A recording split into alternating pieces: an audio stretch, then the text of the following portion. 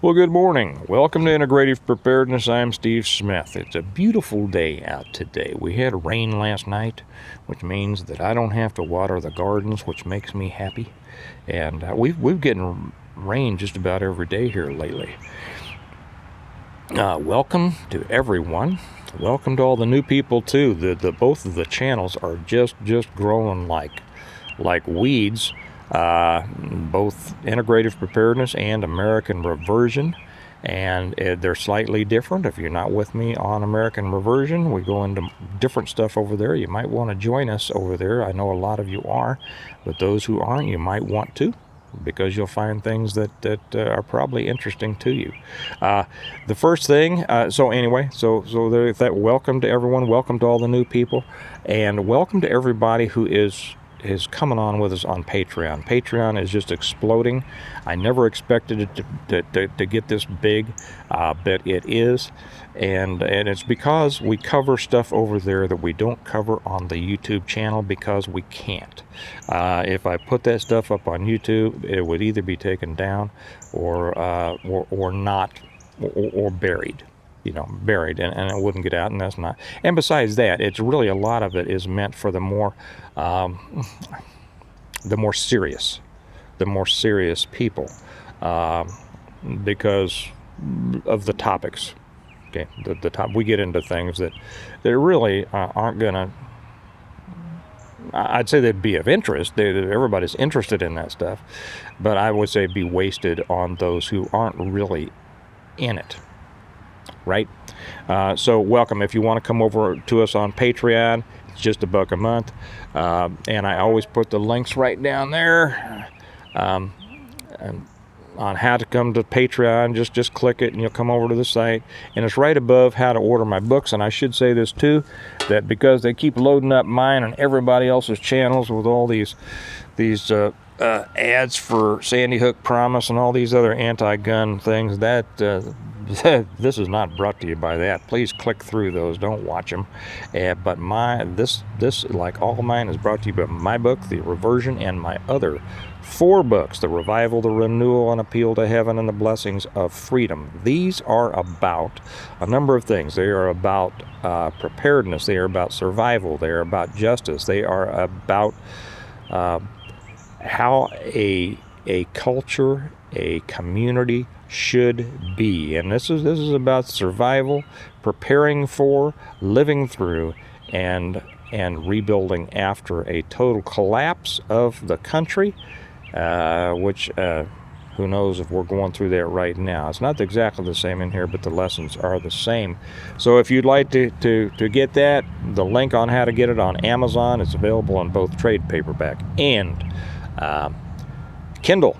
And you can get autographed copies from me, and there's another way to do that, and it's down there. Now, I always put this in for the idiots that say, you just spent 2 and 3 minutes talking about your Patreon channel and your books. That's right, idiot, because I write books. Did you know that that's what I am? I'm not really I'm not a YouTube guy. I'm an author who writes books, and I write books to sell them, but also to help people, to educate. And these things are like just big textbooks in novel form, and they're filled with people that you like and people that you don't like. And guess what? The people that you like take care of the people that you don't like. Like in the old days. So yeah, that's for that one idiot that doesn't like me. I don't know, making money, I suppose, off of my books. How to survive. The secret to survival. You look at all the things that have gone on lately. The mass shootings, the active shooters, the the situation of the family that was killed down there by that escaped murderer in Texas. And you know what? There's some very concerning things coming out about that situation now. Real concerning. As a guy with experience in that stuff, I am raising my eyebrows a lot on the things that I'm hearing, just like I did with Uvalde. I just, well, no, I won't even get into that. But just like I did with Uvalde, and I don't know how easy it is to find it, but you should look into it yourself. Now, all of these things, and then you can pile on it all of the things, the collapsing economy, the open borders, the war they're still trying to get us in, which now is starting to bite them in the butt, right? They're starting to finally admit what I've been saying ever since the beginning, and that was Ukraine is not the good guy in this. But I'll leave that for another one. All of these things bring home to us the understanding that the world can be a very dangerous and threatening place. Dangers and threats from different areas in different ways, for which we have to prepare in different ways. But there is a common thread to surviving all things. And it's really not a secret, but it is to so many people. It escapes the vast majority of people. Now I'm going to tell you what that secret to survival is. And you're going to go, well, yeah. But I'm going to explain that many people don't understand it, even some who think they understand it. So we'll get into that. The secret of survival is this: wanting to survive. Now you'll say, well, Steve, of course wanting to survive. I want to survive. Everybody wants to survive. No, everybody may want to survive, but here's the difference. I'm going to tell you a story about a kid who wanted to be a cop. Okay.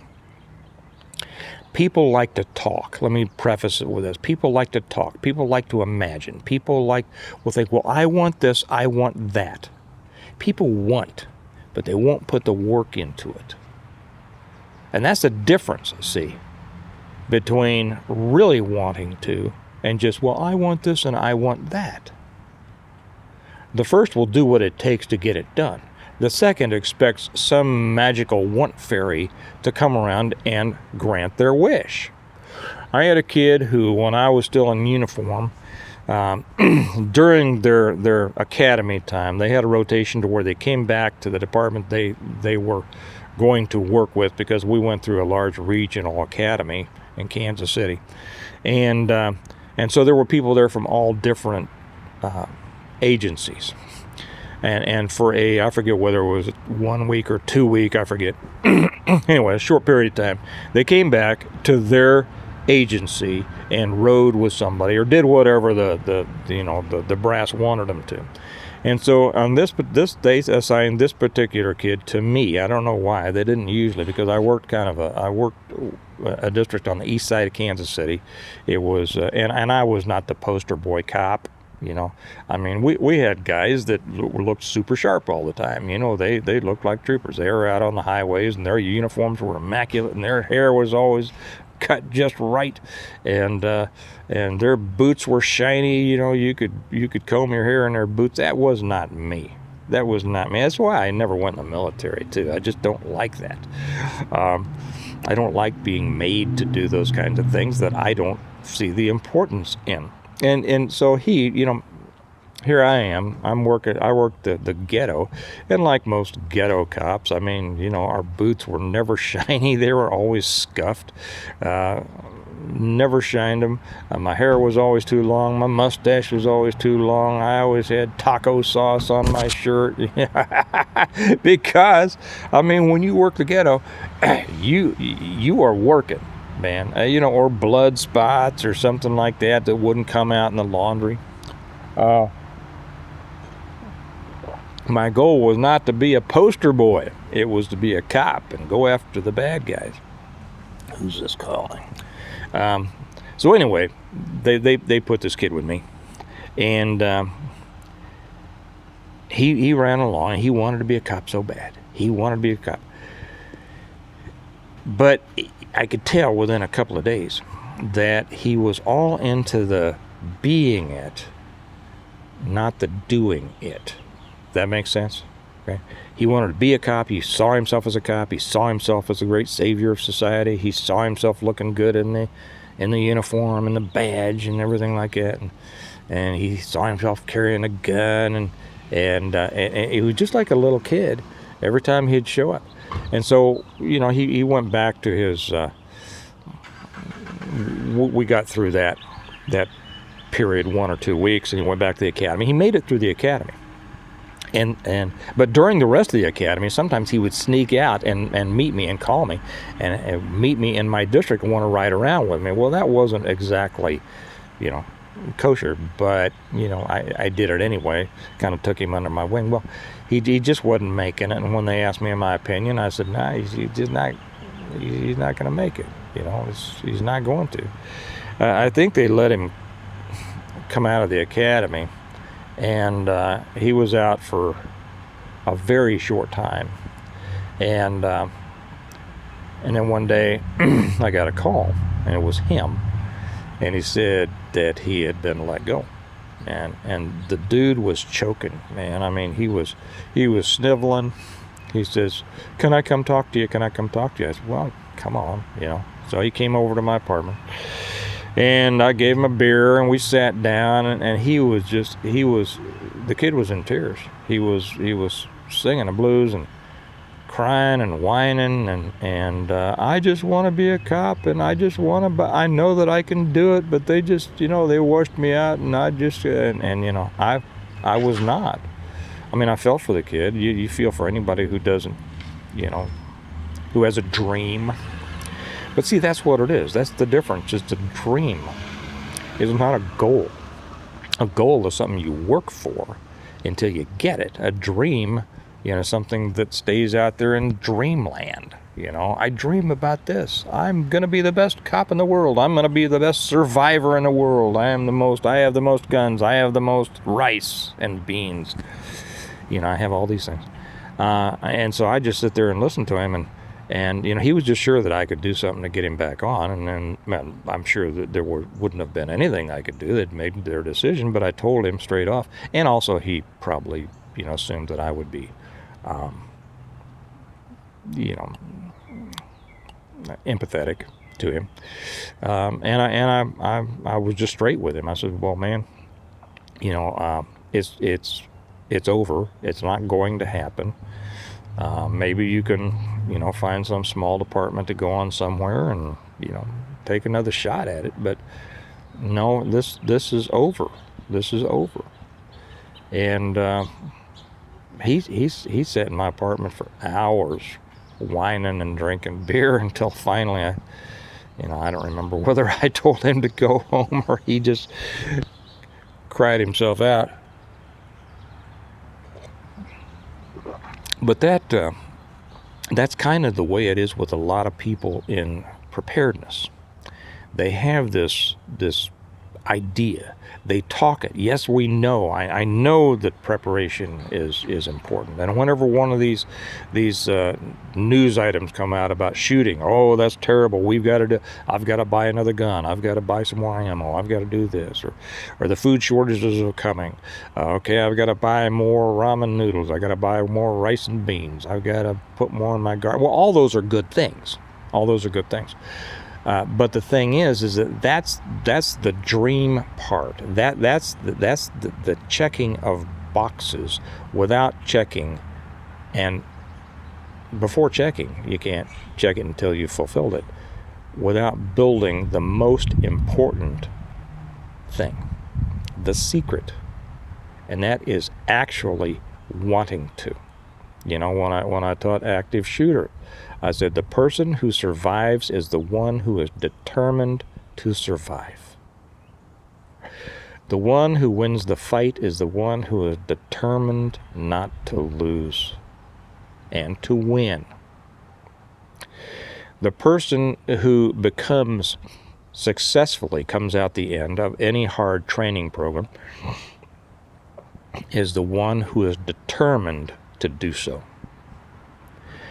The one who is going to survive is the one who is so determined to survive that they have put in all the work it takes. That means planning, that means training, that means understanding, that means the development of all those interrelated disciplines and systems that will help them survive whatever's coming your way. That's the person who survives, the one who is determined, the one who wants to, not the one who dreams about it. Okay? For those of you who aren't with us on Patreon, I should have said this at the beginning, but I just put one up over there. It's very interesting. Should make for. We have so many interesting conversations over there. Ian Kelly, one of our members, put up his opinion on how we should punish the wicked. And it came out of this shooting down there, and where that escaped murderer killed those 5 people.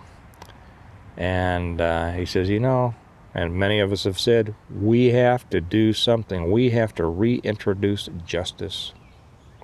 Did I say this at the beginning of the... I don't remember if I said this at the beginning of the video, so if I did, excuse me. Pardon me, forgive me. But better to say it twice than not say it at all, right? 2 is 1 and 1 is none. So he put his opinion on how we should punish the wicked. And so we all over there on Patreon will be contributing our opinions on that. Please come join us. You're going to like it. You will get a lot out of it. You'll be glad you did. Until then, remember that we prepare well today in order to live well tomorrow. Prepare well today by doing a little internal audit and say, do I really want to survive? Am I determined to do the things that it will take? And am I doing them? Or am I just dreaming about it? Okay, you all have a good day. I'll talk to you later. Bye-bye.